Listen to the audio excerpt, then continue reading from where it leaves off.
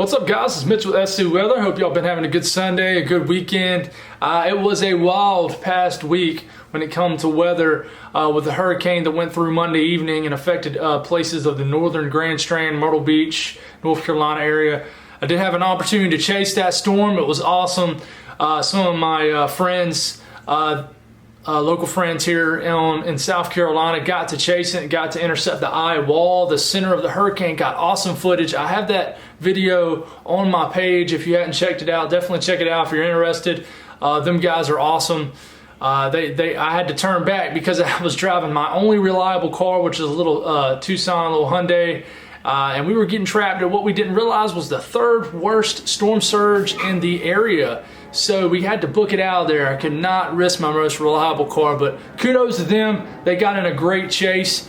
Before I get started, because there is some things to talk about, not a lot. Sorry, there's an airplane going on ahead, so if you hear that, sorry about that. Subscribe if you haven't, guys. We're entering a very, very, very crucial time as far as being weather aware with hurricane season just getting going. I mean, they are calling for maybe a hyperactive hurricane season and one that's possibly going to go into a whole nother alphabet. So definitely subscribe. I'm going to keep y'all updated and keep y'all up to date with the latest weather here in South Carolina and how these hurricanes could potentially affect our state. So subscribe would be awesome.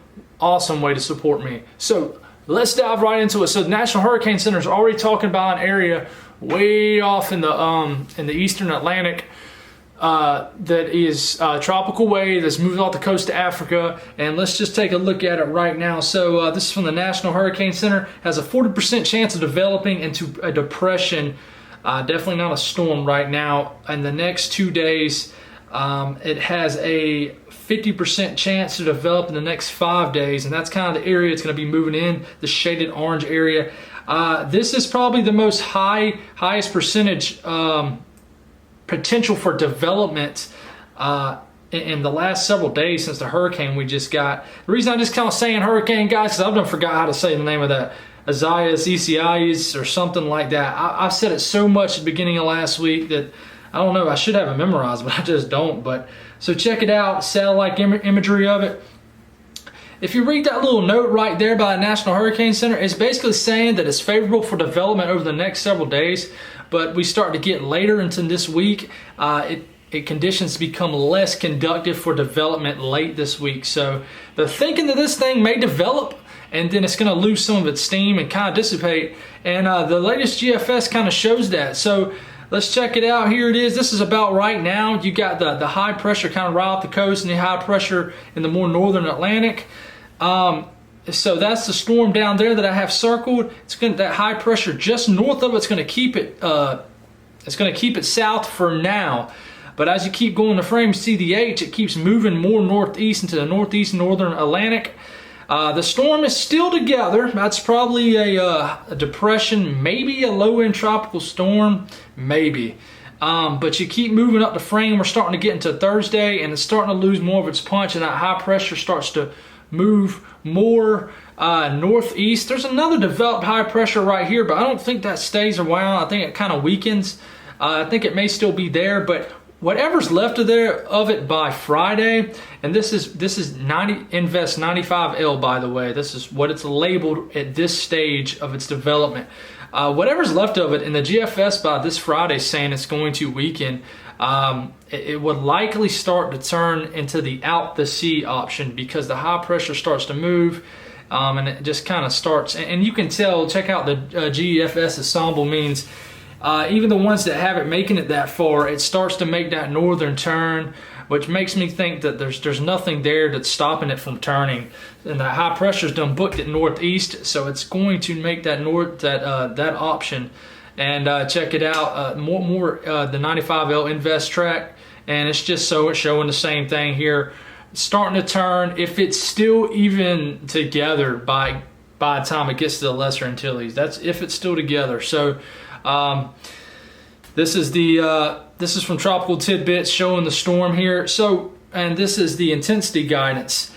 Whatever models does show it even there in development, some of them show it getting to tropical storm strength. So we just kind of have to watch this. There's not a whole lot to talk about now. There's no sense in trying to hype something up that really ain't there.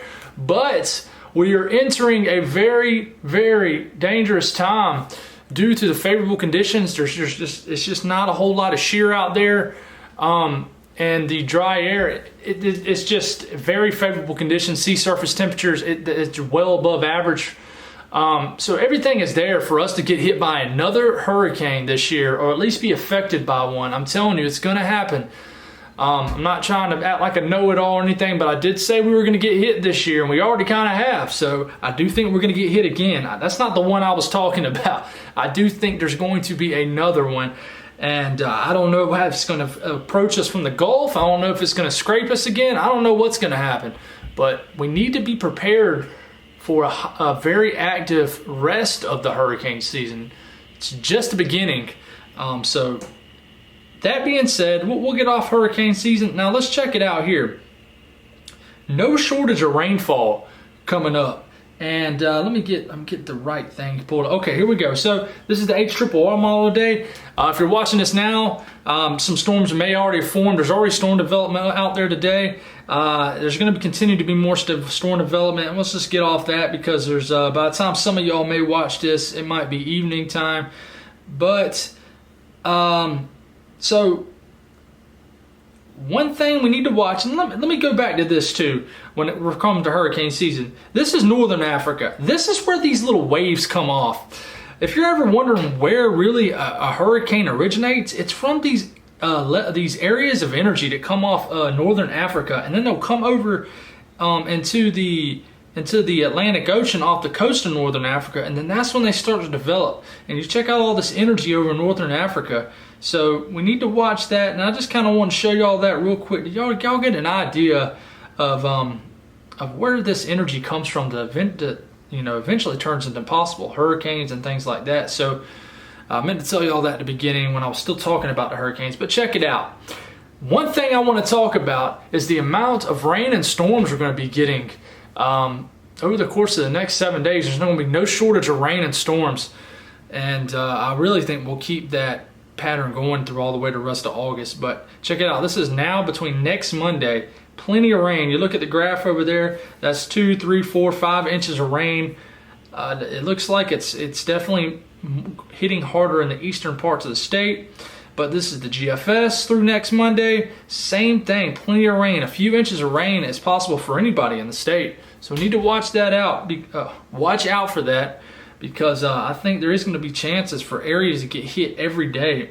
May pose a flash flood threat. Last thing I want to talk about, because I'll be honest, I don't like summer. Summer's for the birds for me. It's just not something that I enjoy. Especially we get to this time of summer where you start craving fall. I know I do. I want to talk about this. This is something, and check it out. What this is dew points off the GFS.